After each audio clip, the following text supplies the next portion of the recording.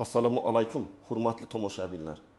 Bugun men sizga juda muhim mavzuni tushuntirib beraman. 2026 yil 22 avgustdan keyin odamlar hayotda sezilishi mumkin bo'lgan katta tartib o'zgarishlari, hujjatlar, to'lovlar, qarzdorlik ID karta, kadastr, soliq va davlat xizmatlari bilan bog'liq masalalar haqida gaplashamiz. Bu ma'lumot har bir oilaga, har bir haydovchiga, tadbirkorga, talaba va pensionerga taalluqli bo'lishi mumkin. Eng xavfli joyi shundaki, ko'pchilik odamlar o'z hujjatlari, qarzlari, ro'yxatlari yoki shaxsiy ma'lumotlaridagi kichik xatoni mayli keyin to'g'rilayman deb yuradi. Ammo tizimlar to'liq raqamlashtirilganda mana shu kichik xato katta muammoga aylanadi. Xizmat ololmaysiz, to'lov o'tmaydi, ariza qaytadi, mulkni rasmiylashtirish cho'ziladi, bank operatsiyasi to'xtaydi. Shuning uchun hoziroq kanalga obuna bo'ling, videoga like bosing va oxirigacha diqqat bilan eshiting.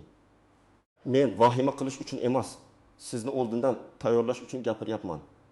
Avvallari ko'p ishlar qog'ozda, mahalla orqali, tanish bilish orqali yoki biror idoraga borib tushuntirish bilan hal bo'lib ketardi.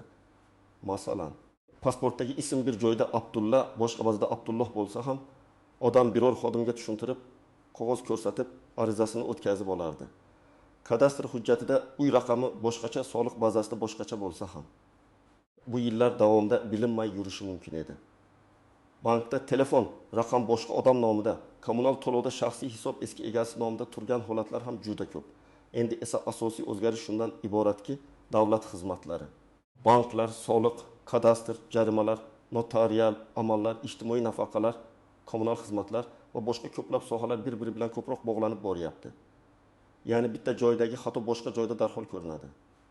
Siz uy sotmoqchi bo'lsangiz, kadastrdagi ma'lumot soliq bazasi bilan solishtiriladi. Siz nafaqa yoki yordam olish uchun ariza bersangiz, oilaviy daromad, mol-mulk, avtomobil, bank hisoblari ro'yxatdan o'tgan manzil tekshiriladi. Siz kredit olmoqchi bo'lsangiz, daromad, qarzdorlik, sud ijosi, aliment jarimalari ko'rinishi mumkin. Oldin odam menda hech qanday muammo yo'q deb o'ylardi, chunki hech kim tekshirmagan. Endi esa muammo bor yo'qligi odamning o'zi bilishi bilan emas, bazalarda nima yozilgani bilan aniqlanadi. Mana shu eng katta farq. Birinchi navbatda shaxsni tasdiqlovchi hujjatlarga e'tibor bering. ID karta, pasport, tug'ilganlik guvohnomasi, nikoh guvohnomasi, familiya o'zgargan bo'lsa, bu o'zgarishlar hammasi bir-biriga mos bo'lishi kerak. Men amaliyotda shunday holatlarni ko'p ko'raman. Odamning pasportida familiya Karimova, nikohdan oldingi hujjatda Karimov yozilgan. Bolaning tug'ilganlik guvohnomasida onaning ismi eski familiyada qolgan. Bunday holat oddiy ko'ringani bilan bola uchun nafaqa, maktabga qabul, chet elga chiqish, meros, notarius oldidagi ruxsatnoma kabi ishlarda muammo chiqarishi mumkin. Masalan, bir ayolni olaylik. U 2018-yilda turmushga chiqqan, familiyasini o'zgartirgan, lekin bankdagi hisoblari, telefon raqami va ayrim kommunal shartnomalar eski familiyada qolgan. U 2026-yilda uyini sotmoqchi bo'lsa, notarius oldida mulkdorlik hujjati, pasport, soliq ma'lumotlari va bank rekvizitlari mos kelmasa, bitim kechikadi. Bu menmanku deyish yetarli bo'lmaydi. Tizim hujjat talab qiladi. Ikkinchi muhim yo'nalish kadastr va ko'chmas mulk. Juda ko'p odamlarning uyi bobosi nomida, otasi nomida yoki oldingi egasi nomida turadi. Ayrimlar uyda 20 yildan beri yashaydi, kommunal to'laydi, lekin kadastr hujjati to'liq rasmiylashtirilmagan. Oldin bu faqat uy sotishda muammo bo'lardi. Endi esa mol-mulk solig'i, subsidiya, ipoteka, meros, garov, ijtimoiy yordam, hatto ro'yxatdan o'tish masalalarida ham muhim bo'lib boradi. Misol uchun, bir oila hovlida yashaydi. Hovli otasi nomida, ota vafot etgan, meros ochilmagan. Farzandlar biz baribir shu yerda yashayapmiz deb yuribdi. Keyin ulardan biri ipoteka olish uchun murojaat qiladi yoki uyga qo'shimcha qurilish qilish uchun ruxsat so'raydi. Shu paytda kadastrda mulkdor vafot etgan shaxs ekani chiqadi. Demak, avval merosni rasmiylashtirish, notariusga borish. Barcha merosxo'rlarning roziligini olish, keyin kadastrni yangilash kerak bo'ladi. Bu esa bir kunda bitmaydi. Uchinchi yo'nalish qarzdorlik. Ko'pchilik jarima ozgina edi. Kommunal qarz 2000 so'm edi. Aliment bo'yicha keyin gaplashamiz. Soliqdan xabarim yo'q edi deb yuradi. Lekin raqamli tizimlarda qarzdorlik kichik bo'lsa ham ko'rinadi. Ayrim holatlarda bank kartalariga cheklov, hisob varaqqa band solish, avtomobilni rasmiylashtirishda to'siq, chet elga chiqishda muammo, tender yoki subsidiya olishda rad javobi bo'lishi mumkin. Oddiy misol, haydovchi 3 ta jarimani vaqtida to'lamagan, har bir 1 ming so'mdan bo'lsa, jami 10 ming so'm. U buni unutgan. Keyin avtomobilni sotmoqchi bo'ladi. Notarius yoki EXP tizimida jarimalar ko'rinadi. Xaridor kutib turmaydi. Akam avval to'lab keling deydi. Haydovchi bankka boradi, to'lov qiladi. Lekin ba'zida yangilanishi uchun vaqt ketadi. Natijada bitim buzilishi mumkin. Demak, muammo pulning kattaligida emas, tayyor emaslikda. 4-yo'nalish tadbirkorlar uchun soliq va hisobot. Avvallari kichik do'kon, ustaxona, xizmat ko'rsatish joyi egasi ayrim operatsiyalarni qo'lda yuritar. Chek bermas, kirim chiqimni aniq ajratmas edi. Hozir elektron hisob faktura, onlayn kassa, bank aylanmalari, soliq hisobotlari. Ijara shartnomalari bir-biri bilan solishtiriladi. 2026 yilga borib bu nazorat yanada kuchayishi ehtimoli yuqori. Chunki dunyodagi umumiy yo'nalish shunday: naqd pulsiz hisob-kitob, shaffof daromad, avtomatik solishtirish. Misol, tikuvchilik sexi oyiga 1 million so'm aylanma qiladi. Lekin rasmiy hisobotda 25 million ko'rsatadi. Ishchilarning bir qismi rasman ishga olinmagan. Ijara shartnomasi yo'q, bir qaraganda hammasi ishlab turibdi. Ammo soliq organi bank tushumlari, terminal to'lovlari, xomashyo xaridlari va ishchi sonini solishtirganda muvofiqlik chiqadi. Natijada qo'shimcha soliq, penya, jarima, tushuntirish xati hisoblarni tiklash talab qilinishi mumkin. 5-yo'nalish ijtimoiy yordam va nafaqalar. Davlat yordami olishda endi faqat men qiynalyapman deyish yetarli emas. Tizim oilaning real ahvolini ko'rishga harakat qiladi. Nomingizda mashina bormi, uy bormi, daromad bormi? Bank aylanmalari qanday? Oilada nechta mehnatga layoqatli odam bor? Bu adolatli yordam ajratish uchun kerak.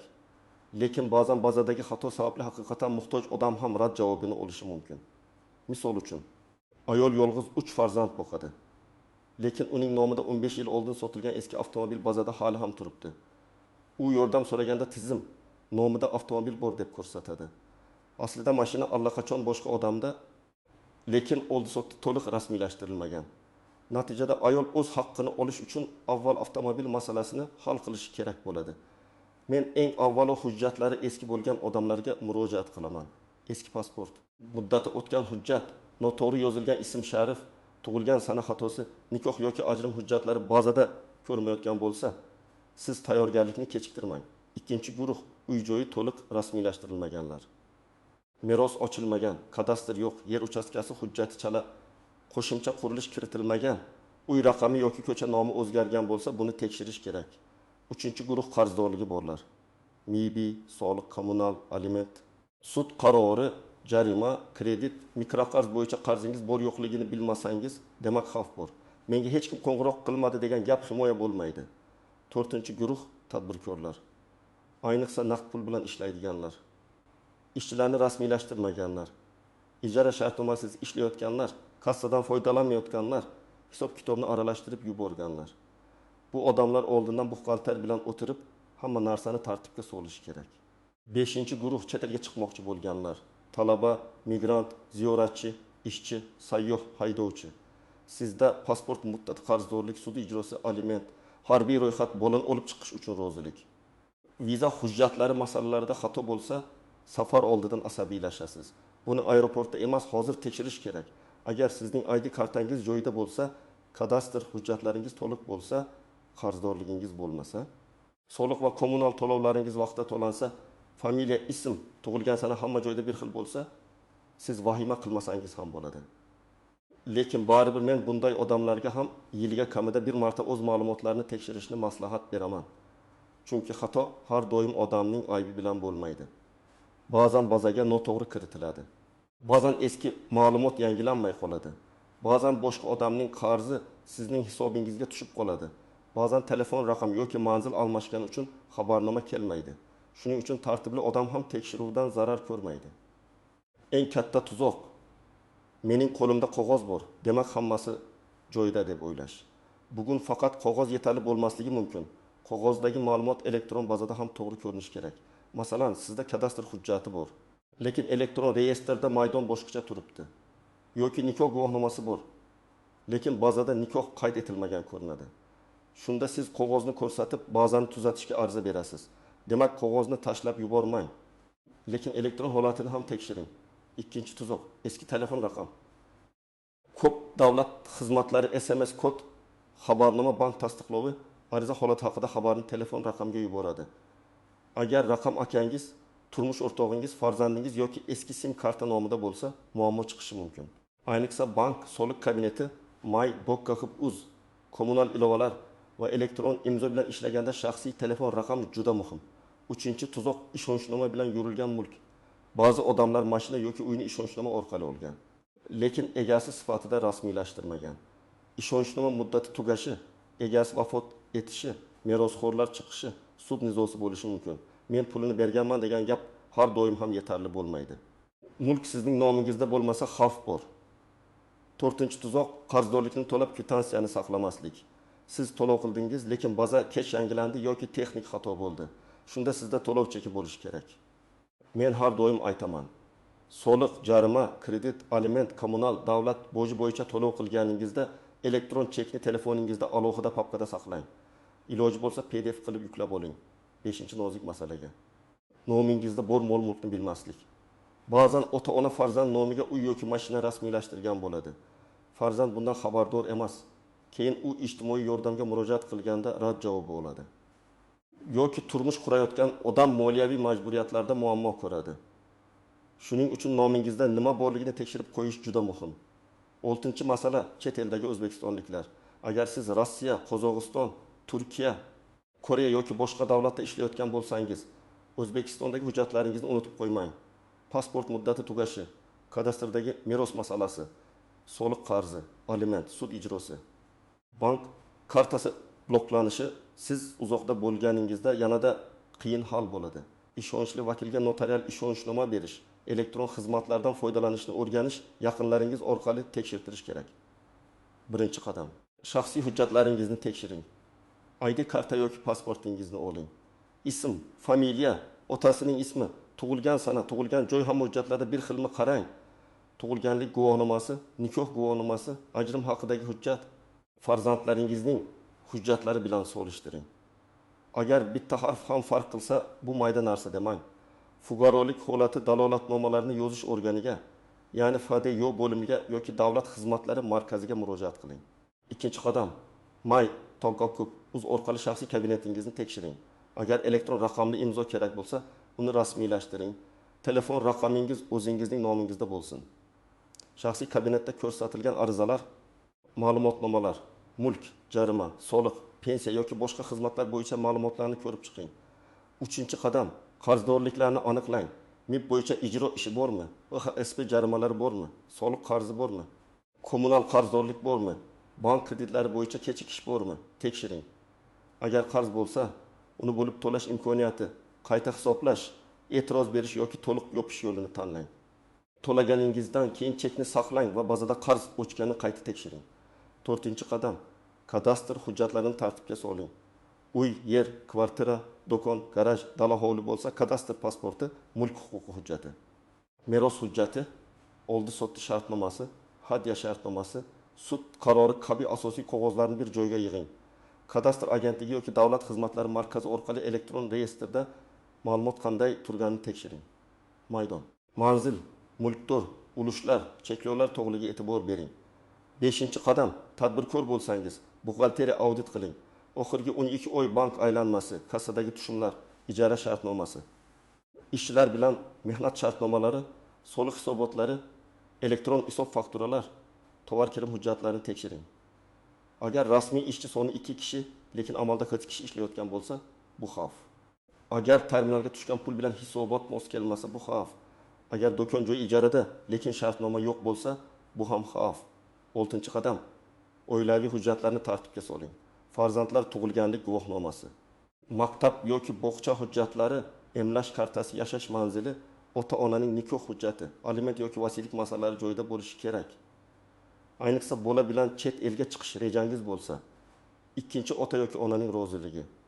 Pasport, tug'ilganlik guvohnomasi va familiya mosligi oldindan tekshirilsin. 7-qadam. Ariza yozishni biling. Agar bazada xato topsangiz, og'zaki aytib ketmang. Rasmiy ariza yozing. Arizada familiya, ism, otasining ismi, JSHIR, telefon raqam, manzil, muammoning aniq mazmuni, falon bazada falon ma'lumot noto'g'ri ko'rsatilgan, ilova qilingan hujjatlar asosida tuzatib berishingizni so'rayman deb yozing. Ilovaga pasport nusxasi, guvohnoma, shartnoma, chek, qaror yoki boshqa dalilni qo'shing. Arizangiz ro'yxatga olingan raqamni albatta saqlang. 8-qadam. Hamma hujjatlarni raqamli nusxada saqlang. Telefoningizda hujjatlar degan papka oching.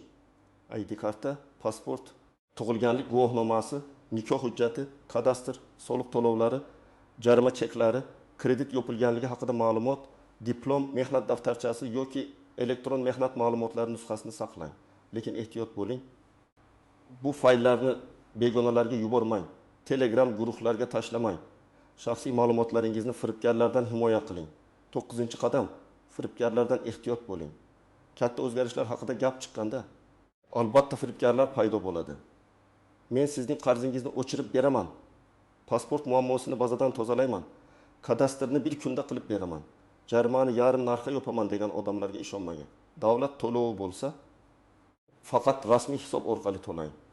Xizmat bo'lsa, Davlat xizmatlari markazi, rasmiy sayt yoki rasmiy idora orqali qiling. 10-qadam, yaqinlaringizni ham ogohlantiring.